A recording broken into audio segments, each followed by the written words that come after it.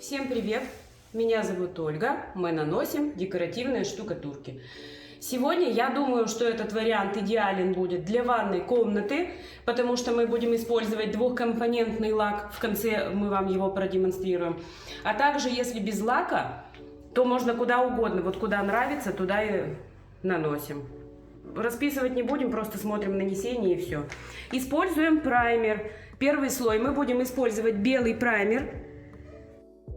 Праймер – это подложечное покрытие под шелка, под венецианские штукатурки. Нам нужно просто окрасить и все. Молча красим.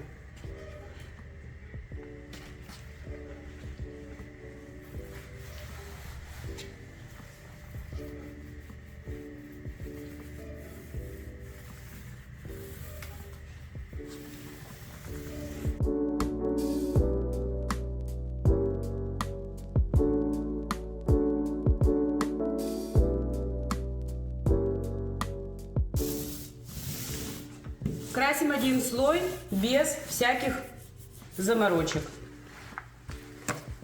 То есть не нужно придираться, что где-то прокрашено, где-то не прокрашено. Пусть будет немного не прокрашено местами. Нам нужен просто один слой. Такой блокирующий впитывание слой.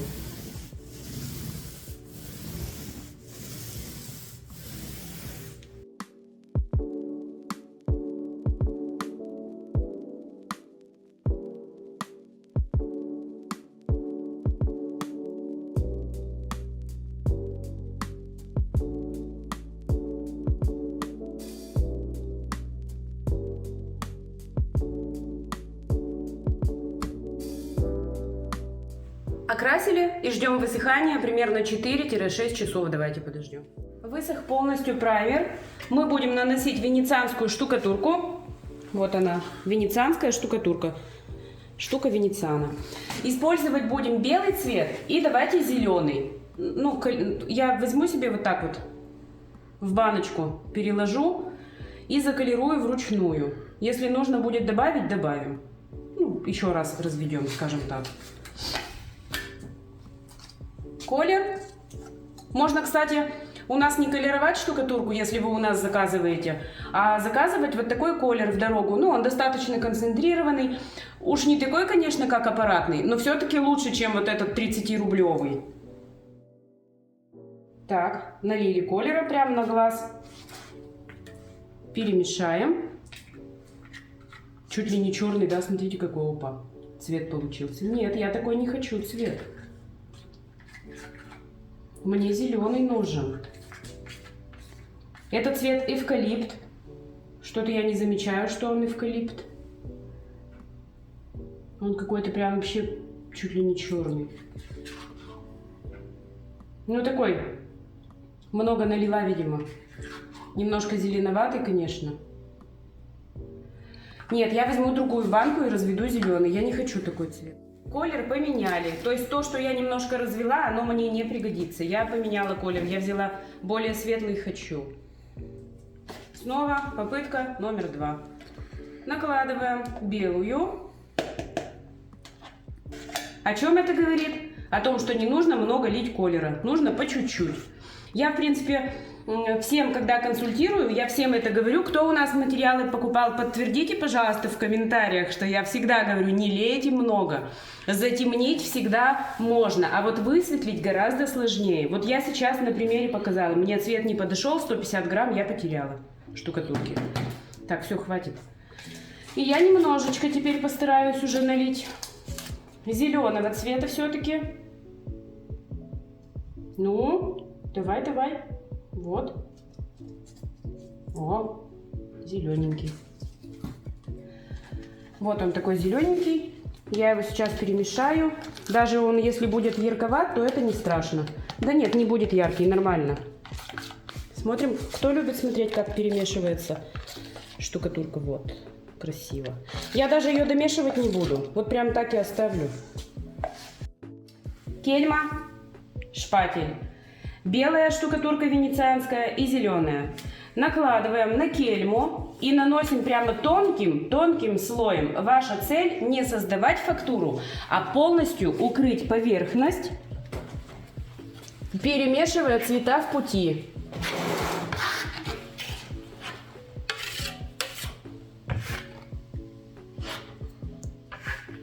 Я бы хотела больше зеленого, сейчас добавим.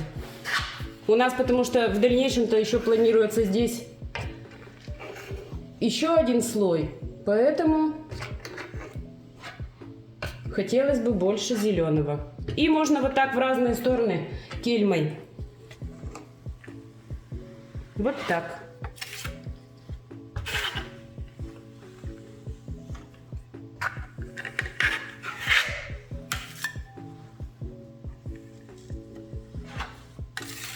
Тонкий слой. Никакой рисунок, ничего не создаем, просто цветовой эффект.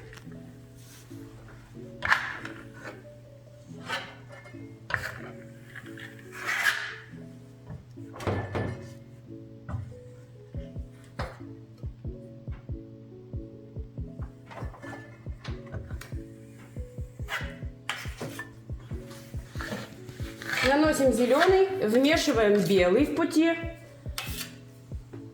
Можно прямо вместе вот так их накладывать на кельму. Вот так. Кому как удобно. И вот так вот вмешиваем. И не обязательно диагонально. Хоть так, хоть так.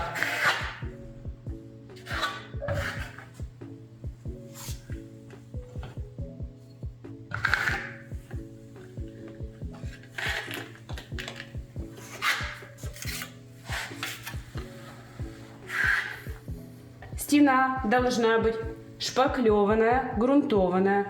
Шпаклевка должна быть готовая в ведрах, не в мешках.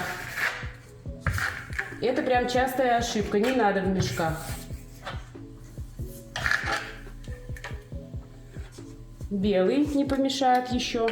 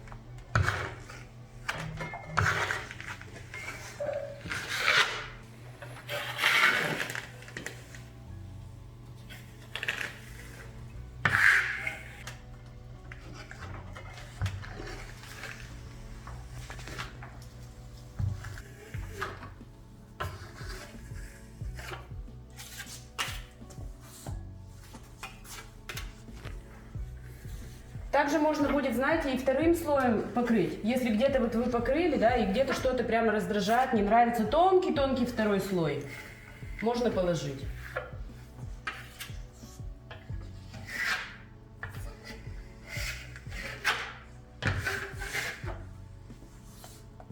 И снова белый и зеленый. Я думаю, что это последняя уже, и дальше мы оставим сохнуть.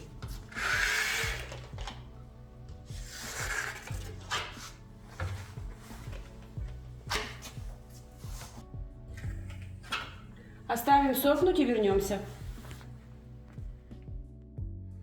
Высохла венецианка. Мы с помощью кельмы давайте пройдемся, уберем какие-то излишки. Ну, то есть вот таким образом, чтобы не было каких-то острых краев. Я не знаю, мусоринки попадают. Все что угодно, наплыв какой-то. Вот этого не нужно. Пусть будет ровно.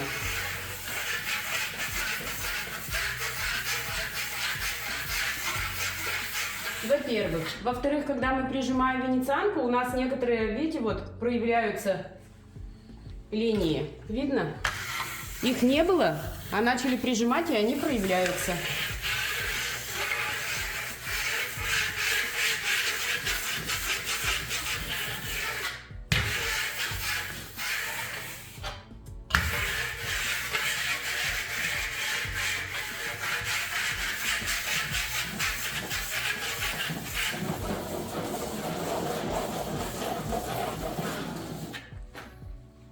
у нас сейчас нет цели ее заполировать, сделать ее глянцевой. Нет такой цели. Нам нужно просто, чтобы она была гладкая.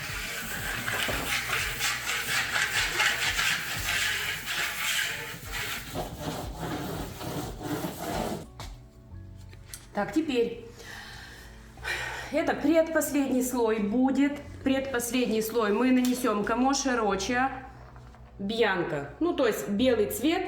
Это штукатурка. Она такая уникальная, то есть из нее можно сделать эффект таких мраморных прожилок, тонкие-тонкие линии прорисовывает. И при полноценном нанесении, дальше у нас будет следующий ролик, она как замша ложится, как итальянская замша. Мы возьмем ее вот так вот и нальем воды. Воды прям процентов 20, то есть нормально так воды нальем. Вот, много наливаю. Главное, чтобы не стекала с кильмы, уж совсем-то как вода, чтобы не была. То есть все-таки такой должен быть. Вот она, видите, густая. Вот. И мы ее разбавляем до более жидкого состояния. В данном случае. При этом нанесении. Размешаем.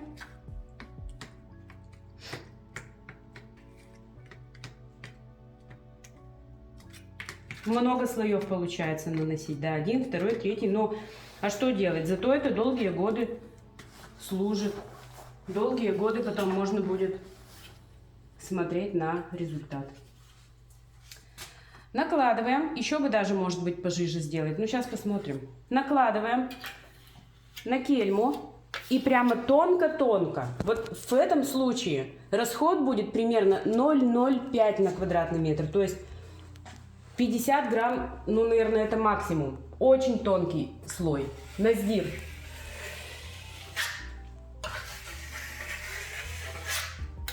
Наносим. Я стараюсь нанести в том же положении, в котором и наносила саму венецианку.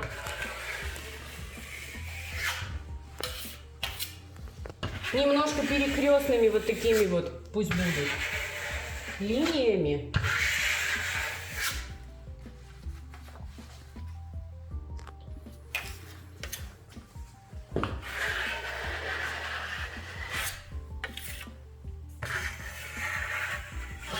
Смотрите, остаются белые прожилки. Надо, ну, давим прям сильно, чтобы только с краю оставался след.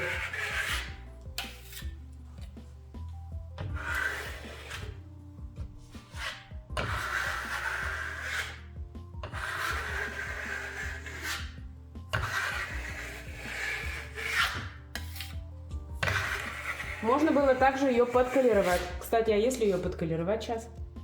Не надо? Вторым слоем. Вторым? Давайте нанесем первый и потом посмотрим, надо, не надо.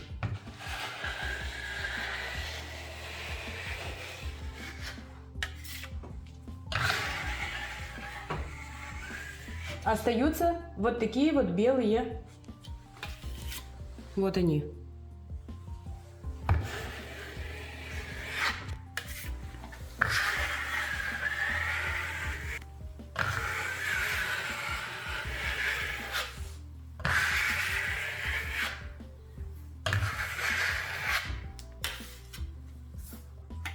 Мы еще чуть-чуть разбавили, пожиже сделали.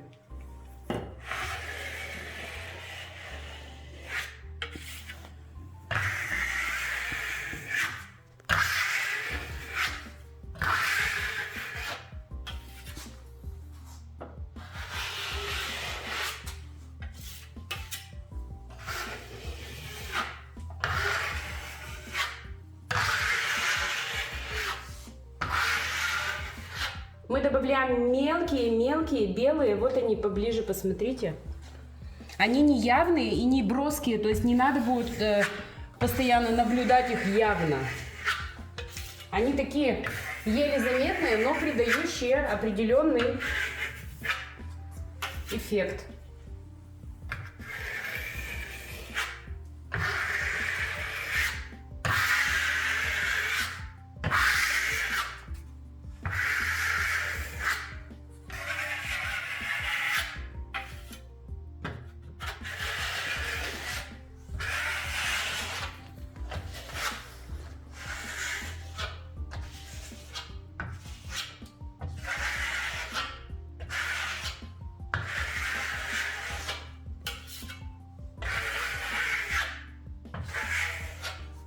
Немножко подождем, подсохнет. Вот вижу здесь косяк.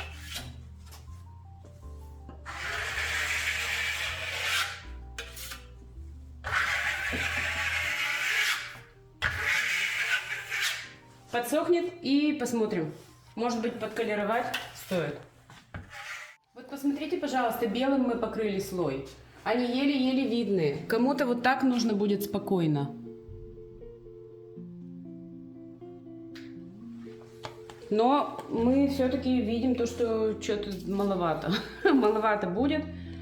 Немножко колера все-таки давайте добавим. Пусть будет немножко зеленый. Сейчас посмотрим. Светлое на светлом плохо видно. То есть, если был бы на черном фоне, очень было бы заметно. А так светлое не видно. Давайте сделаем зеленый. Заколеровали мы ее, а также жиденько, то есть жидкая она, штукатурка. И может быть еще воды даже добавить, не знаю пока. Сейчас посмотрим, может быть воды еще добавить. Накладываем на кельму и пробуем еще раз. Попытка номер 2.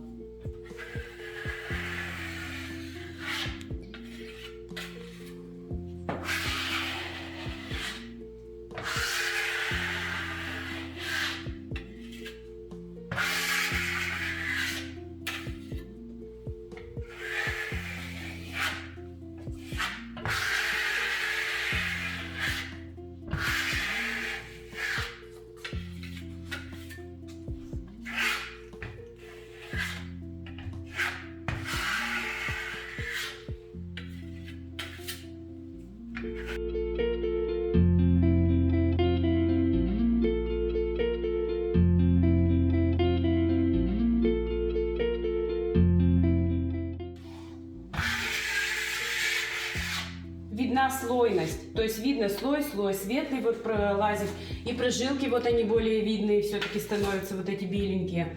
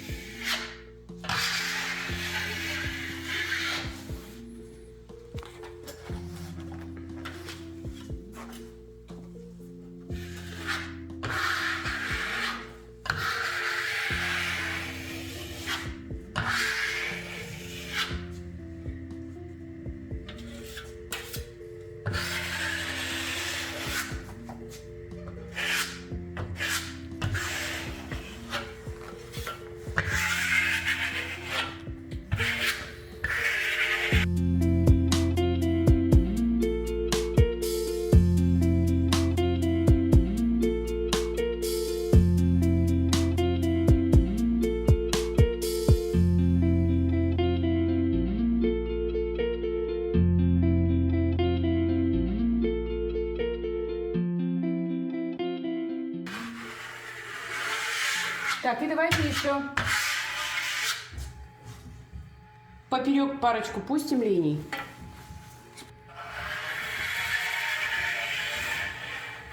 Вот видите, мы ведем, и по краю остается беленькая полоса.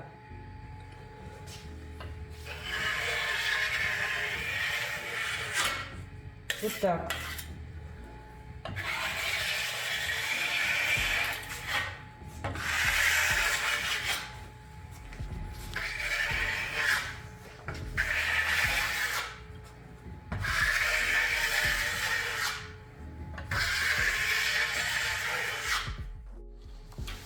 Очень-очень маленький расход, прямо малюсенький.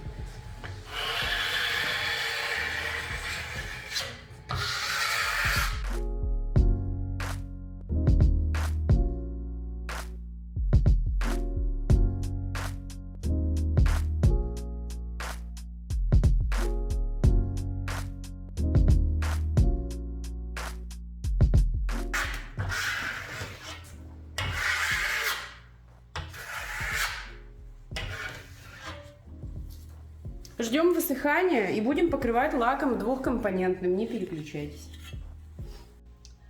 Я не знаю, мы сегодня закончим это нанесение или нет, но мало эффекта, согласитесь.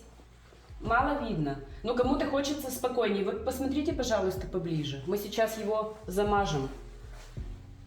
Зеленый с белым и белесые вот эти вот разводы. Кому-то нравится так спокойно. Вот он вариант. Сейчас он исчезнет с экранов. Давайте попробуем. В общем, штукатурка закончена тогда, когда уже вот последний слой нанесен. И на самом деле на объектах тоже так часто бывает. То есть наносится штукатурка, потом, а может быть что-то еще добавить, а может еще, а может еще, а может еще. И только вот итоговый результат важен. Мы вот смотрим вдвоем на него, нам как-то маловато. Давайте серенькую. Это та же самая Камоша Рочья, только в черной базе. Не колерованная. Вот она в черной базе. Тонко-тонко. Попробуем сейчас перекрестными вот такими вот. Тут, видите, понимаете, в чем разница? Контрастности не хватило. Вот у нас сейчас видны прожилки, потому что контраст, то есть темный на светлом. А там у нас был, грубо говоря, чуть ли не белый на белом, поэтому мало видно. И очень-очень тонко наносим. Прямо размазываем его.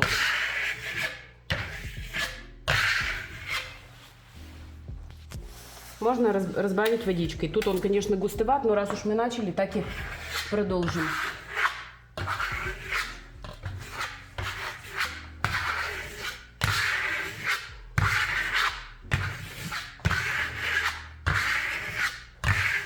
Вот на контрасте хорошо видны свойства материала, что мы хотели показать.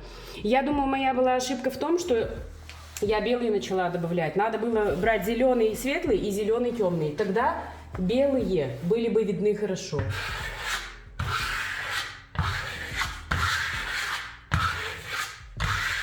Они, кстати, сейчас тоже видны. Сейчас они у нас с примесью белый и черный.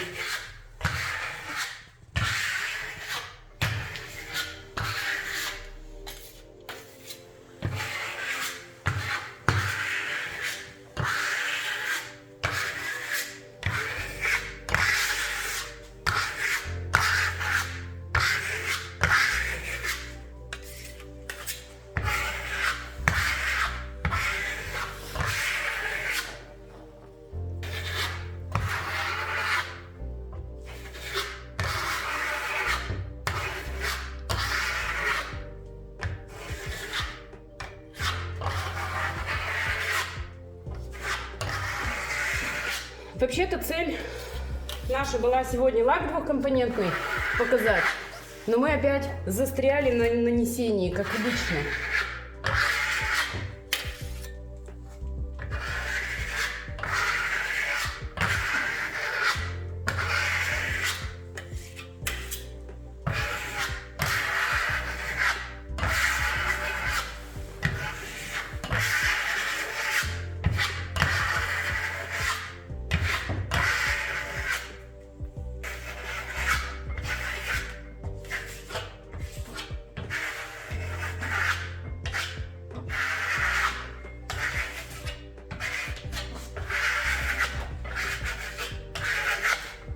Чуть-чуть осталось, чуть-чуть. Чуть-чуть уже. Я уже устала.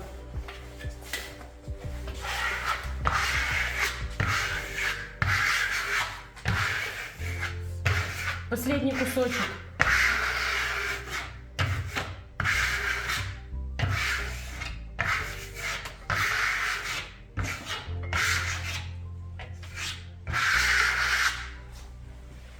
Все.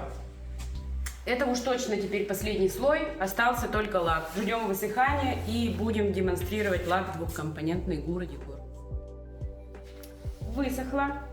И теперь мы покроем лаком двухкомпонентным. Вот так вот он выглядит. Робустеза называется. Он есть в трех базах. Глянцевый, полуглянцевый и антискользящий для полов. Это лак полиуретановый, это не водный лак. То есть вот бывают лаки, например, на акриловой основе плюс отвердитель полиуретан. Здесь не так, здесь полиуретан.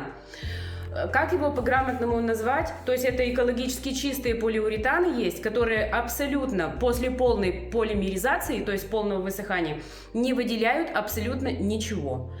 Он пахнет, допустим, сегодня покрыли, до завтра он будет пахнуть. Как и, в принципе, другой лак двухкомпонентный тоже, как и на водной основе. Его характеристики. У него расход, то есть он достаточно густой. У этого лака есть, ну, можно дополнительно купить к нему смеситель, смесевой растворитель, вот так будем говорить. Смесевой растворитель, чтобы он стал пожиже. И он такой густоватый, у него расход 150 грамм на квадратный метр в один слой.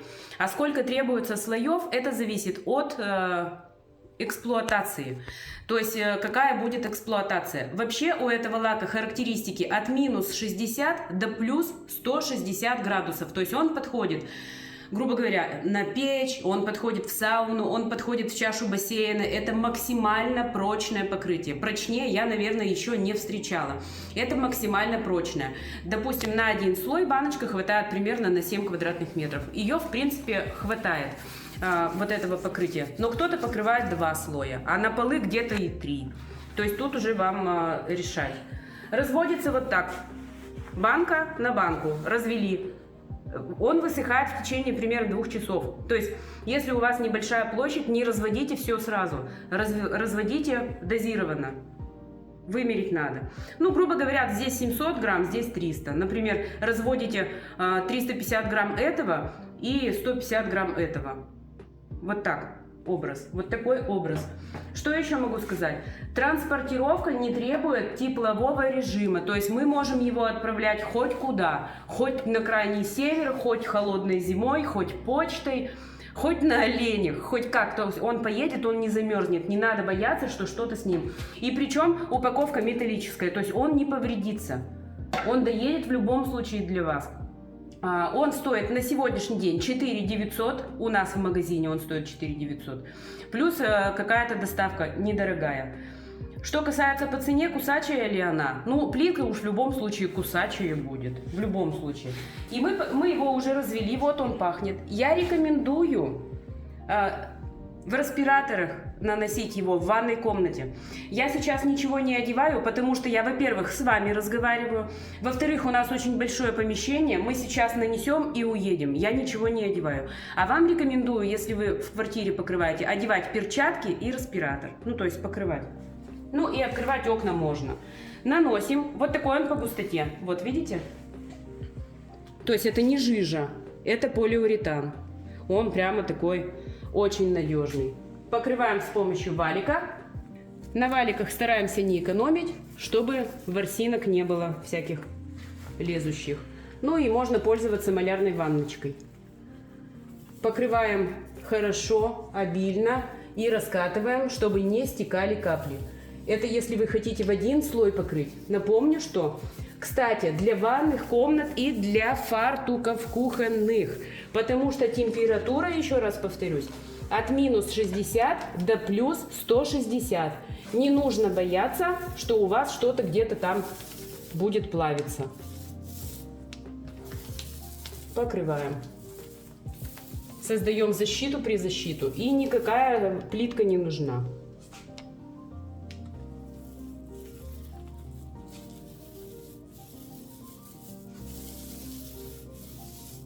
Что еще рассказать про него я могу? Какие характеристики?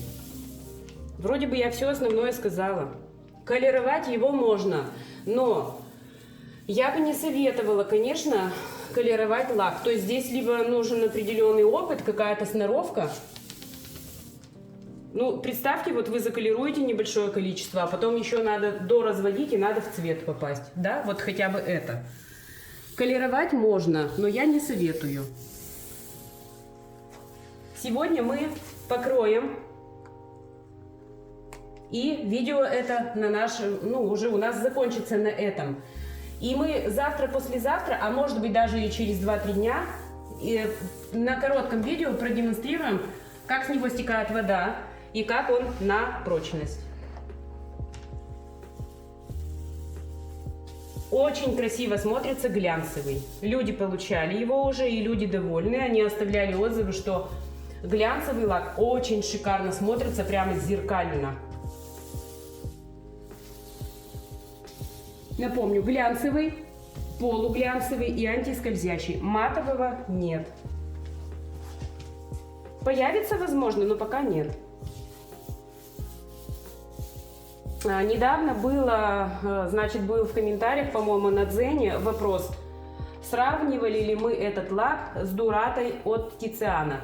Мы не будем сравнивать, потому что это разные лаки. Там лак на водной основе с полиуретаном, с утвердителем. Здесь лак полиуретановый, не водный. Это разные лаки, поэтому давайте не будем сравнивать эти продукты.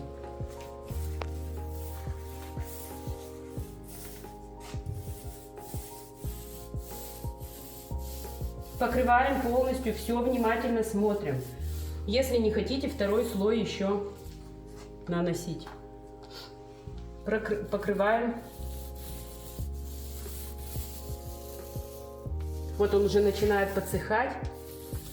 Пожалуйста, обратите внимание, не разводите всю банку сразу. Кстати, после разведения нужно немножко подождать. Минут 10, да? Минут 10 нужно подождать, чтобы он... как это сказать? Чтобы что? Компоненты вошли в химическую реакцию. Вот, чтобы что? Чтобы компоненты вошли в химическую реакцию. Вот так вот будет выглядеть ваша ванная комната, возможно, а возможно фартук, а может быть и в других цветах, и любое другое помещение. Немножко подождем высыхания. Покажем вам готовый результат. Всем спасибо, кто досмотрел до конца. Спасибо за комментарии, за заявки. Надеюсь, вам понравилось вот это вот чудо.